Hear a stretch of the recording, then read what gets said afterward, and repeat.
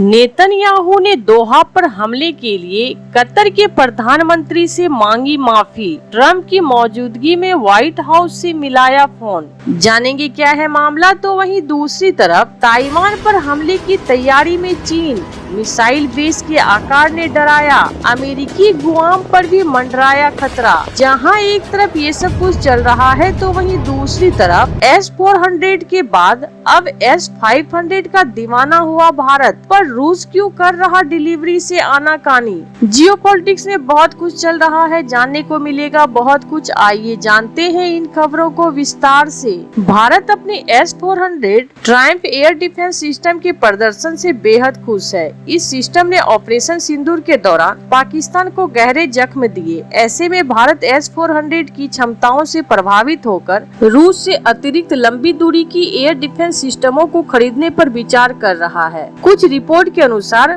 भारत रूस ने नवीनतम S-500 प्राप्त करने की संभावना पर विचार कर रहा है। यह मिसाइल सिस्टम S-400 से भी ज्यादा शक्तिशाली है, जो भारत को सिर्फ आसमान में ही नहीं बल्कि अंतरिक्ष और हाइपरसोनिक हमलों से भी सुरक्षित रखेगा। कुछ रिपोर्ट में तो ये भी बताया गया है कि भारत ने रूस के साथ 2018 में 5 S-400 सिस्टम के लिए डील की थी। उस डील में एक शर्त यह भी थी कि भारत उसी कीमत पर 5 और S-400 सिस्टमों के लिए ऑर्डर दे सकता है। इसके लिए भारत को डॉलर की कीमतों में वृद्धि, मुद्रास्फीति, लागत में वृद्धि जैसी समस्याओं का सामना नहीं करना पड़ेगा। ऐसे में भारत की नजर अतिरिक्त S-400 ट्रायम्फ पर नजर है। आपको बता दें कि अधिक S-400 या S-500 सिस्टमों की आवश्यकता ऑपरेशन सिंदूर से पहले रक्षा सचिव द्वारा तैयारी की गई क्षमताओं की सूची का हिस्सा है। एक सूत्र ने कहा, S-400 ट्रायम्फ ने ऑपरेशन सिंदूर में बहुत अच्छा प्रदर्शन किया और इसमें जबरदस्त निवारक और दंडात्मक क्षमता है। रूस ने अभी पुराने सौदे ही पूरा नहीं किया है। भारत ने 2018 में जिन 5 S-400 ट्रायम्फ की डील की थी, उनमें से सिर्फ 3 ही डिलीवरी हुई है, जबकि 2 अब भी बाकी है। रूस ने इसे अगले साल सितंबर तक डिलीवरी करने का वादा किया है। सूत्रों ने यह भी कहा है कि सब कुछ इस बात पर निर्भर करता है कि रूस यूक्रेन युद्ध में क्या होता है और इस घटनाक्रम पर कड़ी नजर रखी जा रही है। जब अनुबंध पर हस्ताक्षर किए गए थे तब S-400 ट्रायम्फ रूसी शस्त्रागार में सबसे आधुनिक वायु रक्षा प्रणाली थी। भारतीय वायुसेना अगली पीढ़ी के S-500 में भी रुचि रखती थी, लेकिन रूसियों की इसमें कोई दिलचस्पी नहीं थी क्योंकि उन्होंने अभी तक इसे खुद के लिए भी विकसित नहीं किया था। इस कारण रूस अभी S-500 के सौदे को लेकर आनाकानी कर रहा है, लेकिन वह भविष्य में भारत के साथ इसे पूरा करने के लिए तैयार है। भारतीय वायुसेना प्रमुख air chief marshal AP Singh ने S-400 को गेम चेंजर बताते हुए कहा था कि ऑपरेशन सिंदूर के दौरान इसने लगभग 300 किलोमीटर की दूरी से 5 पाकिस्तानी लड़ाकू विमानों के साथ साथ AEW&C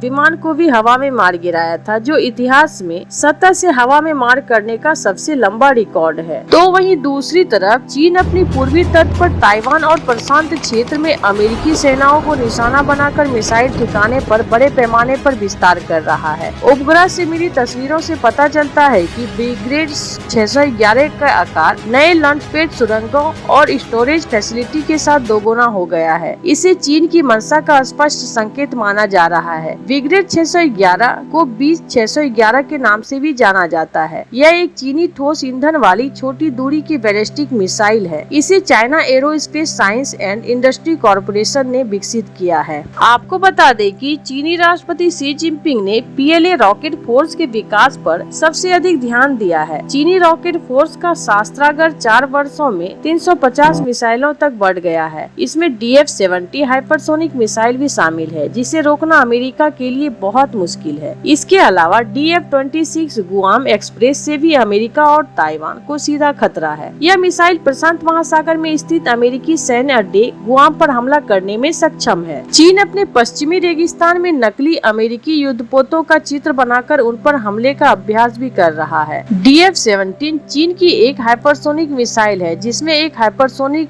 ग्लाइड वाहन लगा होता है, जो इसे मैक 5 से 10 गुना या उससे भी अधिक गति से उड़ान भरने में सक्षम बनाता है। यह मिसाइल पारंपरिक एयर डिफेंस सिस्टम के लिए पकड़ना और रोकना बहुत मुश्किल होता है, क्योंकि यह अपने लक्ष्य तक पहुंचने के लिए रास्ता बदल सकती है और बहुत कम ऊंचाई पर उड़ सकती है। इसकी रेंज लगभग 1800 से 2500 किलोमीटर है और और इसे परमाणु व पारंपरिक दोनों तरह के वारहेड ले जाने के लिए डिजाइन किया गया है। DF-26 चीन द्वारा विकसित एक मध्यम दूरी की बैलिस्टिक मिसाइल है। इसे चीन की People's Liberation Army Rocket Force ने तैनात किया गया है। DF-26 मिसाइल को चीन Aerospace Science and Technology Corporation ने बनाया है। यह एक इंटरमीडिएट रेंज बैलिस्टिक मिसाइल है, जिसे पहली बार 3 सितंबर 2015 को एक सैन्य परेड में के बाद देखा गया था। DF-26 मिसाइल की रेंज 5000 किलोमीटर से अधिक है, जिससे यह जमीनी और नौसैनिक दोनों लक्ष्यों पर सटीक परमाणु या पारंपरिक हमला करने में सक्षम है। इस क्षमता के कारण इसे गुआम एक्सप्रेस या गुआम किलर भी कहा जाता है, क्योंकि यह गुआम और वहां स्थित अमेरिकी सैन्य प्रतिष्ठानों तक पहुंच सकती है। जहां एक तरफ ये सब कुछ चल रहा है, तो वहीं दूसरी तरफ इजरायली प्रधानमंत्री बेंजामिन नेतन्याहू ने सोमवार को व्हाइट हाउस से फोन करके कतर के प्रधानमंत्री मोहम्मद बिन अब्दुलरहमान बिन जसीम अल थानी से दोहा हमले के लिए माफी मांगी। कुछ रिपोर्ट के अनुसार व्हाइट हाउस में अमेरिकी राष्ट्रपति डोनाल्ड ट्रंप की मेजबानी में मौजूद नेतन्याहू ने अल थानी से कई मिनट तक फोन पर बातचीत की। नेतन्याहू ने कथित तौर पर 9 सितंबर को दोहा पर हुए हमले में कतर की संप्रभुता का उल्लंघन करने के लिए अल थानी से माफी मांगी और हमले में एक कतर सुरक्षा गार्ड की हत्या पर खेद व्यक्त किया। नेतन्याहू ने यह माफी अमेरिकी राष्ट्रपति डोनाल्ड ट्रंप के दबाव में मांगी है। ट्रंप हमास द्वारा बंधक बनाए गए लोगों की रिहाई के लिए शांति समझौते को अंतिम रूप देने का प्रयास कर रहे हैं। हालांकि इजरायली हमले के बाद से कतर हमास के साथ बातचीत के मध्यस्थता करने से इनकार कर रहा था। इस बीच कतर की एक तकनीकी टीम भी व्हाइट हाउस में मौजूद है। इजराइल के राष्ट्रीय सुरक्षा मंत्री इतामार बेन ग्विर ने दोहा में हमास नेताओं पर हमले के संबंध में प्रधानमंत्री बेंजामिन नेतन्याहू द्वारा सोमवार को कतर के प्रधानमंत्री से माफी मांगी गई। माफी की कड़ी आलोचना की। उन्होंने एक्स ट्वीट पर एक पोस्ट में लिखा, अब समय आ गया है कि दुनिया को सच बताया जाए। कतर एक ऐसा देश है जो आतंक का समर्थन करता है, उसे वित्त पोषित करता है और उसे भड़काता है। कोई भी धनराशि उनके हाथों से आतंक को नहीं धो पाएगी।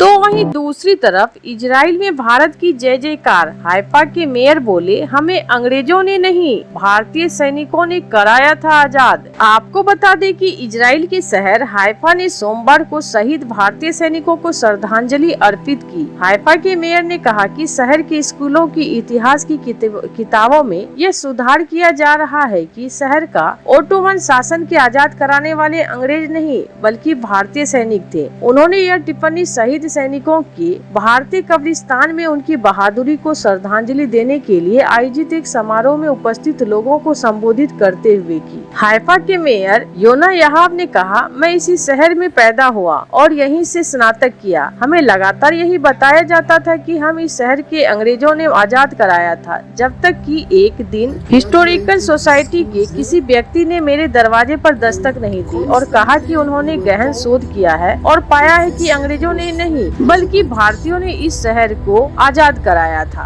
भारतीय सेना हर साल 23 सितंबर को हाइफा दिवस के रूप में मनाती है, ताकि 3 बहादुर भारतीय घुड़सवार रेजिमेंट मैसूर, हैदराबाद और जोधपुर लांसर को श्रद्धांजलि दी जा सके, जिन्होंने 1918 में इसी दिन 15वीं इंपीरियल सर्विस कैवलरी ब्रिगेड की एक जबरदस्त घुड़सवार कार्रवाई के बाद हाइफा को आजाद कराने में मदद की थी। ऐसे आपको क्या लगता है इन सब मामलों में? आपकी क्या राय है? कमेंट कर जरूर बताएं। जल्द मिलते हैं अगले वीडियो में नई खबर के साथ।